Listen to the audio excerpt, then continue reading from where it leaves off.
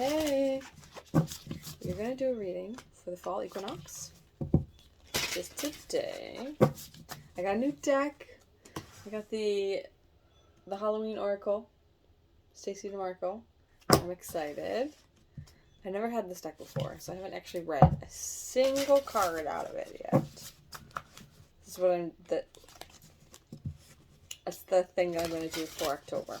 I'm going to do a little daily energy out of this deck for each of those days, since it's the 31 days until we get to Halloween. So what we're going to do here is we're going to do a past, present, future. But then with that, we're going to do a clarifier for your energy and the energy external to you, which could be anything. But I thought it'd be fun to do it with this deck. I mean, at least the initial cards. So, start with the slimy. Past energy. Apple. Risk and reward. Current. Jack-o'-lantern. Protection. Current energy. I like that. Future. Night song. Hidden talent. It's just like this huge cardinal in the woods. So the apple card from the past, it shows risk and reward. It has an apple with like a heart shape, but then there's blood. It's very it's not Sleeping Beauty, it's Snow White and the Seven Dwarfs vibes. The jack-o'-lantern protection is just a lit jack-o'-lantern that has a face carved out of it. And then maybe an overall energy from the bottom. Scrying. Intuition. That is so fun. Alright. I don't know. Is anybody opposed? Which is just a crystal ball with a pentagram and a bone and some candles. Alright, apple. They are in alphabetical order. These are long. Goodness. Okay. Past. Sweetest icon. Risky red desire. Poison freedom. Tempting hearts afire. Apples have been a symbol of Samhain for a very long time. Apples, when cut in half, have a seed pattern that looks like a pentagram, and so the Celts believe the fruit to be sacred. Bobbing for apples, a game traditionally played at Halloween, has its origins in the Samhain festival, and is one of the oldest associations with the celebration. The traditional way to play is to place 3 or 13 apples into a barrel of water, and the game is to try to bite an apple whilst it floats and bobs in the water. Hands must not be used, and people often compete with each other, bobbing at the same time. It is believed that the Romans brought the custom to Britain, and there are quite a few images recorded through arts of this activity in both cultures. It was said that unmarried women who placed the apple they had bobbed under their pillow would dream of their future husband. In Newfoundland, in some parts of Ireland today, Halloween is called Snap Apple Night. Interesting. Candy apples. Apple on a stick covered in toffee.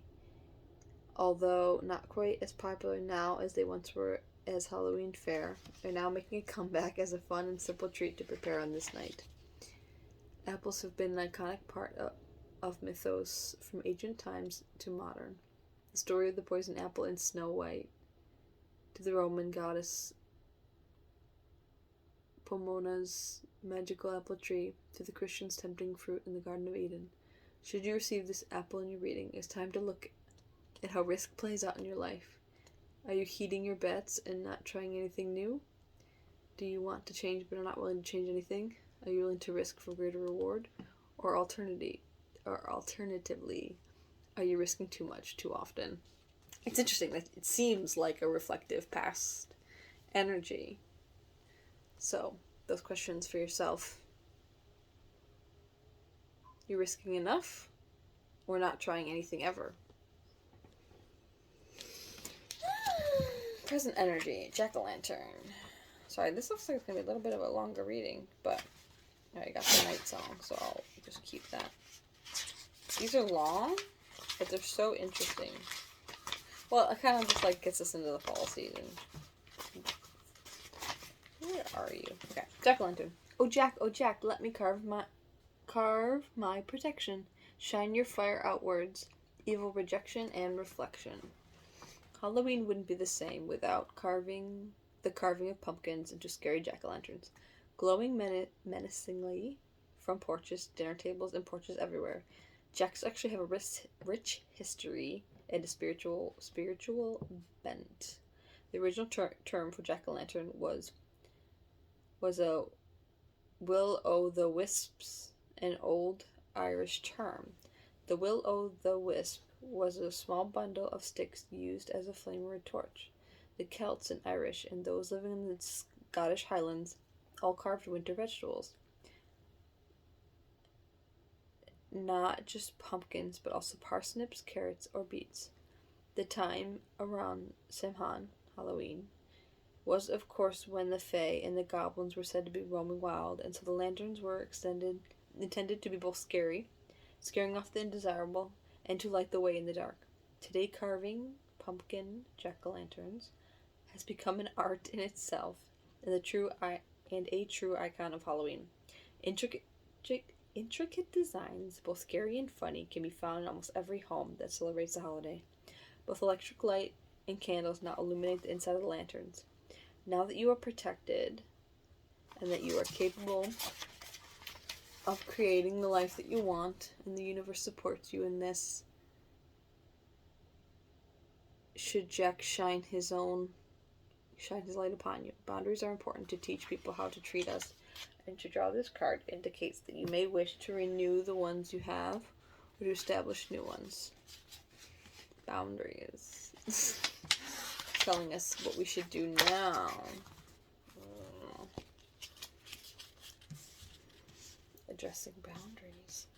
Now for the future. Night song. Hidden talents. A ruby red bird singing in the darkness full of sound. Like an unopened present, ribbons still abound. A bird singing at night is an unusual occurrence, and those birds who are known as singers of the darkness are almost always considered sacred or frightening. From the operatic nightingale through to the hooting owl, hearing a bird that you cannot see weaving its magic through the night sky has captivated humans for millennia. In the past, at Halloween time, a night that the veil between the worlds was said to be at its thinnest, these night birds were considered either omens or messengers of the gods, depending on the culture. Their voices were perceived as good luck and a positive validation, or alternatively a warning about continuing on a certain pathway. In some mythology, the night bird was able to direct us towards discovering our talents and true purpose. A kind of guide in the darkness leads us to the dawn. Should this beautiful but shy bird sing to you by appearing during your divination, know that you must unwrap the present for yourself. Look, some of these gifts within you remain unopened. The time has come to step into your true potential and claim all the possibilities for yourself.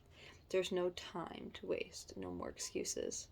That's a really good one for the future energy. These are really, really apt for the context. I want to do the scrying. Well, okay. We're going to get into, like, the clarifying these. But as far as your future goes, this tells you this exercise, of course, is to get a little illumination about what's possible. But that's the thing. You decide what's possible. You're writing your story.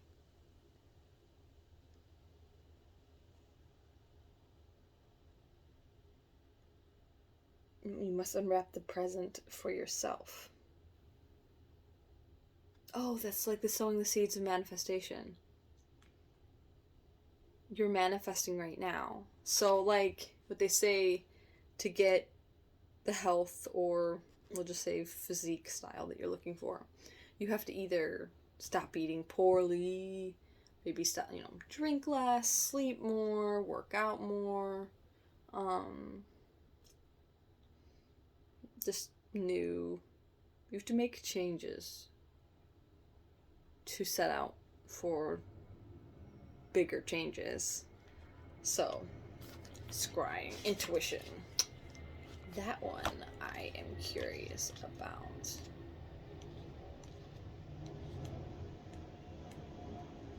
Should be right here, right? Yes. Okay, intuition. Soften your eyes, begin the trance. Whole worlds are opening, begin the dance. Scrying is a divination technique of seeing unconscious images or images from the divine or supernatural.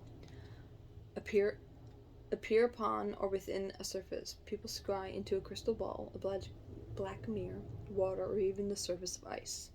It is a very ancient technique and one traditionally enacted on Samhain, Halloween. The keys to effective scrying are being as relaxed as possible, minimizing possible distractions, softening your gaze, and allowing. The enemy of effective scribing is distraction, both from inside and out. Turn off the phone, electric lights anywhere where you can see them, any music, and if you are scrying outdoors, take the time to settle into the environment and listen to all the noises so that your mind will not break your focus later. It is also vitally important to settle the mind as much as you can. If you regularly meditate, you may wish to use those techniques, or otherwise you can simply shut your eyes and focus on slowing your breath. This is usually very effective. If you have a specific question for the scrying medium, state it up front. Then, once you feel relaxed, turn your focus inwards. Imagine pulling your energy within you and then focus on the third eye point, the chakra point on the center of the forehead, just above the eyebrows, and imagine opening it. Then gaze in a soft, unfocused way at your scrying surface and allow images to form and observe what presents itself to you. Do not engage your rational mind. This is about receiving, not thinking. Should you pull the scrying card, I suggest you try it for your starters.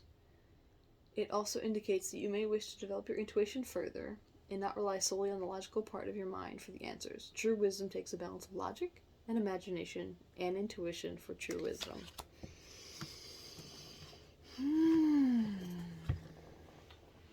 Interesting. Let's see how that applies to everything as we go.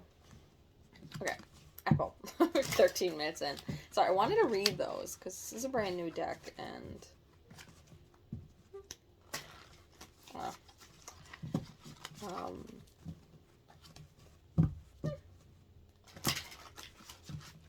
risk and reward, recent past, risk and reward. We're going to get one for your energy.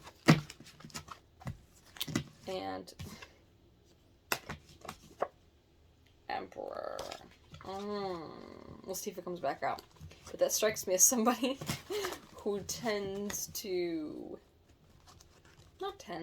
but perhaps did take some risks. It's going to continue to be at the bottom, isn't it? Let's see.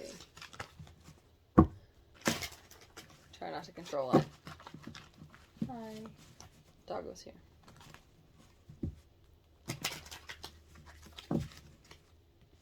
Okay, well, we'll make this one your energy outside of you.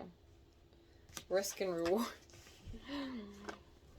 Energy, you, Ten of Swords. You beat up by the establishment here. Feeling like maybe either you can't take risks because this would happen to you, or you did take risks and this happened to you. Yowza. Now for that one, the underlying is Queen of Swords.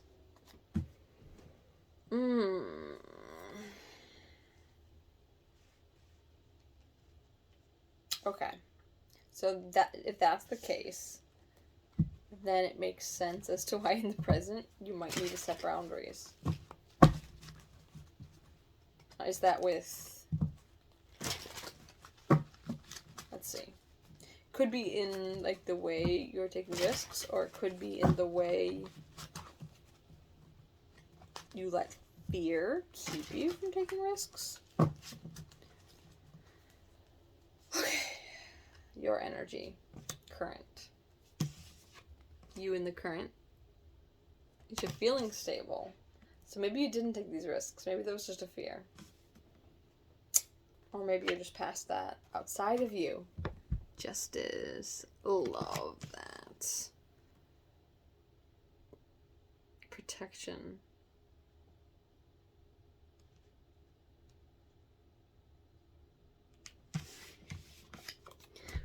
Looks like rejoicing in your own stability right now and setting those boundaries. It's what's bringing you in justice. It's funny because, like, that's where I'm at this very moment. It's like, I'm gonna go ham for myself, but for the end of the year.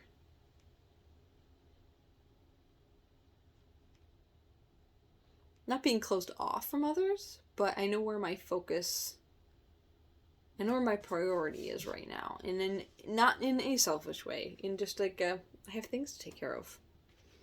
So it's time to do those things.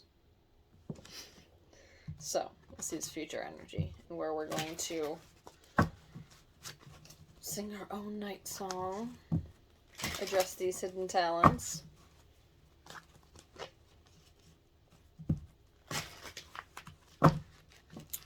Funny. Oh, I didn't even look at the bottom for that one. It was just made so much sense. Didn't even need to. Okay. Your energy. Contentment. For the future. Contentment. I like that. Just chill. You don't have the 10th cup yet, but that's okay. Energy external. Goodness. You're... Okay. It's like you're achieving a level of satisfaction regardless of what's happening outside of you.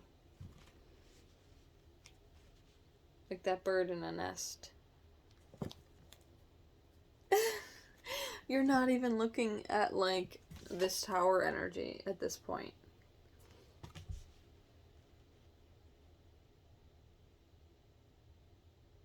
Should things arrive at your doorstep, you'll do what you have to do, certainly. But it's okay to live a happy life, even if things are problematic around you. Certainly donate to causes, should you be able to, do the right thing, if you can, if you have the capacity. But don't sit in heartbreak, because allow yourself to be content in this season.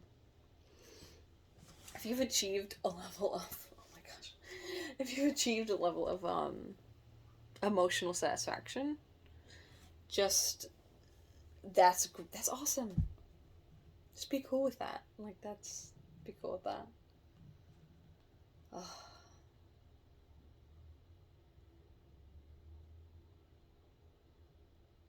I feel like I just want to stop it there, because I don't want to add anything that's gonna, like, change what this is. Either you took risks that weren't beneficial, or you didn't because you were uncertain.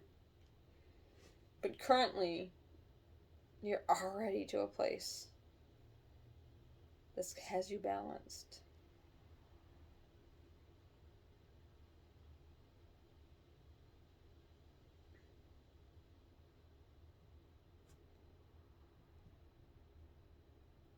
Negativity doesn't have to be your reality. So, I love this. We'll get into the rest of these cards in the fall.